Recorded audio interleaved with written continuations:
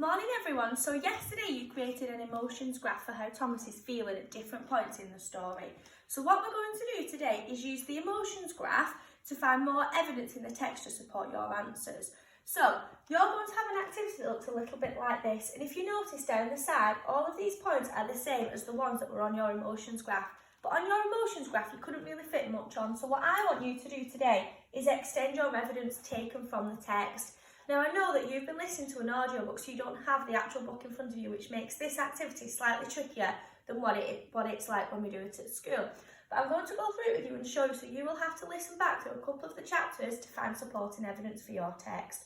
So we're just going to have a look here for when Thomas is realising that he has a dragon.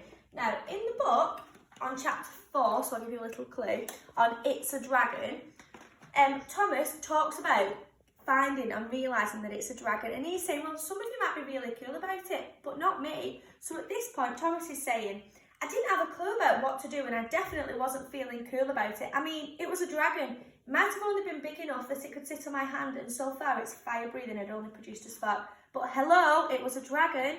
So at this point Thomas is feeling a bit overwhelmed and a bit shocked really that he has got a dragon. So what you need to do is write your emotion, which you can take from your emotions graph, and then you can write down your evidence and you can quote it using your inverted commas as you have taken it directly from the text. So I'm just going to write it on the board and show you exactly what it said. So I'm going to say that Thomas is feeling overwhelmed. So I'm going to write overwhelmed. Now you might have come up with a different idea yesterday, and that's absolutely fine as long as you have the evidence to support it. As long as you find a point in the text from the audiobook that supports what you say Thomas is feeling. So I think Thomas is feeling overwhelmed. And I'm going to take my quote directly from the text. So Thomas said, I definitely wasn't feeling cool about it, and that basically tells me he's quite overwhelmed by this dragon. Now we know that later on in the text he absolutely loves the dragon and he's so happy about it, but at this point when he realises, because the point says he realises he has a dragon, this is when he's feeling very overwhelmed. So I'm going to write, I definitely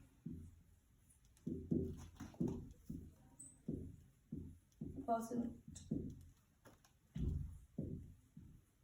feeling cool about it, okay? So I've taken evidence from the text to support my answer, and like I say, it is quite tricky because you're listening to the book, so you might have to pause it a couple of times, but have a think about the different chapters and at which point Thomas is feeling or these things are happening. So on each of the chapters, Andy Shepherd does say what the chapter is called. So I just looked in my book, and chapter 4 was It's a Dragon. So I knew that that was the point when he realises that he's got a dragon. So you need to just have a little look through on the chapters on YouTube to find all these different points and gather your evidence, okay? Once you have done it and once you've had supporting evidence for all of your answers, let me know how you've got on. Have fun!